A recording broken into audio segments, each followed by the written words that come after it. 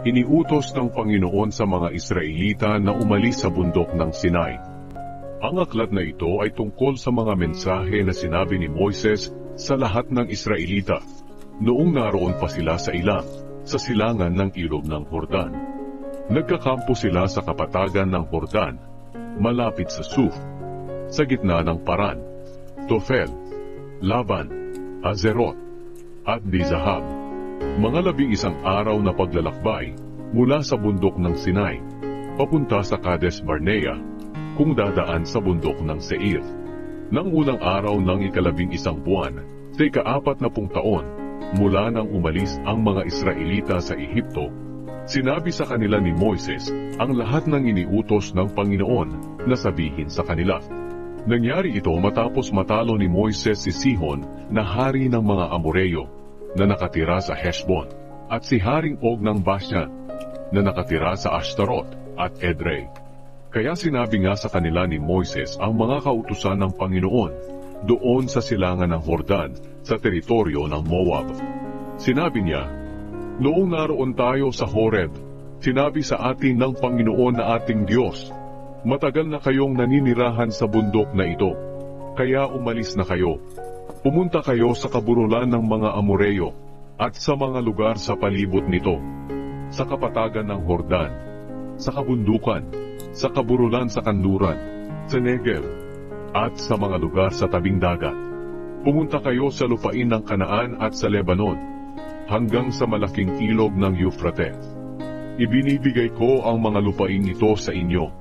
Lumakad na kayo at angkinin ang mga lugar na ito na ipinangako ko sa inyong mga ninunong sina Abraham, Isaac at Jacob at sa kanilang salinlahi." Humirang si Moises ng mga pinuno sa bawat lahi. Nang panahong iyon, sinabi ko sa inyo, "Hindi ko kayo kayang pamunuan ng mag-isa. Pinarami kayo ng Panginoon na inyong Diyos. At ngayon kasindami na kayo ng mga bituin sa langit. Naway ang Panginoon, ang Diyos ng inyong mga ninuno, ang lalo pang magparami sa inyo ng ilang libong beses, at pagpalain niya kayo, ayon sa kanyang ipinangako. Pero paano ko aayusing mag-isa ang inyong mga away at problema? Kaya pumili kayo sa bawat lahi ninyo ng mga taong marunong, maunawain, at iginagalang, at pamamahalain ko sila sa inyo. Sumang-ayon kayo na mabuti ang aking plano.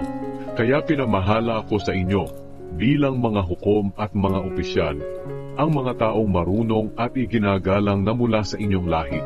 Ang iba'y responsable sa 1,000 tao, ang iba'y sa 100, ang iba'y sa 50, at ang iba'y sa 10. Nang panahong iyon, iniutos ko sa inyong mga hukom, ayusin ninyo ang kaso ng mga tao, at humaton ng makatarungan, hindi lang sa mga Israelita, kundi pati na rin sa mga dayuhang naninirahang kasama ninyo.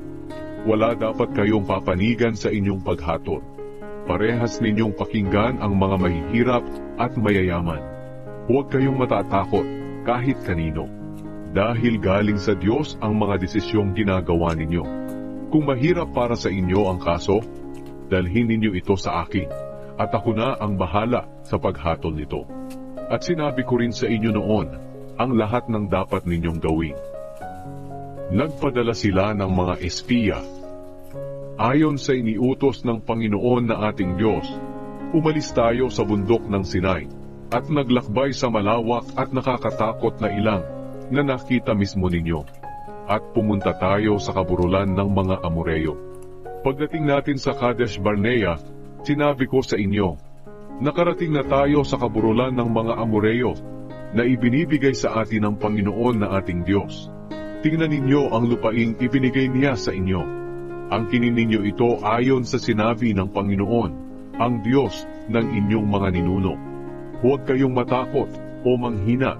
Lumapit kayong lahat sa akin at sinabi, magpadala muna tayo ng mga tao para mag-espiya sa lupain, upang masabihan nila tayo kung saan tayo dadaan, at kung saan ang mga bayan na pupuntahan natin. Napag-isip-isip ko na mabuti ang planong iyon.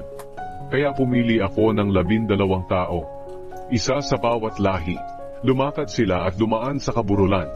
at nakarating sa lambak ng Eshcol, at nagmanman sila roon. Sa kanilang pagbalik may dala sila sa ating mga prutas galing doon, at ibinalita nila na masagana ang lupaing ibinibigay ng Panginoon na ating Diyos. Pero ayaw ninyong pumunta roon. Sinuway ninyo ang utos ng Panginoon na inyong Diyos. Nagreklamo kayo sa inyong mga tolda, at sinabi, kinasutuklaman tayo ng Panginoon, kaya pinaalis niya tayo sa Ehipto, para ibigay sa kamay ng mga Amoreyo at kanilang patayin. Paano tayo makakapunta roon? Tinakot tayo ng mga nagmanman sa lupain.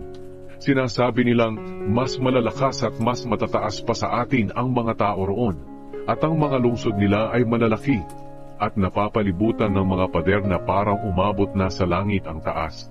At nakita pa nila roon ang mga angkan ni Anak. Katapos sinabi ko sa inyo, huwag kayong masindak o matakot sa kanila.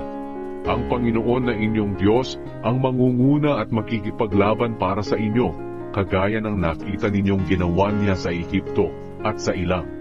Nakita ninyo kung paano kayo inalagaan ng Panginoon na inyong Diyos, katulad ng ama na nag-aalaga sa kanyang anak, hanggang sa makarating kayo sa lugar na ito. Bila ng lahat ng ito, hindi pa rin kayo nagtiwala sa Panginoon na inyong Diyos, na nangunguna sa inyong paglalakbay, sa pamamagitan ng apoy sa gabi at ulap kung araw. Inihanap niya kayo ng mga lugar na mapagkakampuhan ninyo, at itinuro sa inyo kung saan kayo dadaan. Nang marinig ng Panginoon ang pagrereklamo ninyo, nagalit siya, at sumumpang, wala kahit isa sa masamang henerasyong ito, ang makakakita ng magandang lupaing ipinangako ko sa kanilang mga ninuno, maliban lang kay Caleb na anak ni Jefune.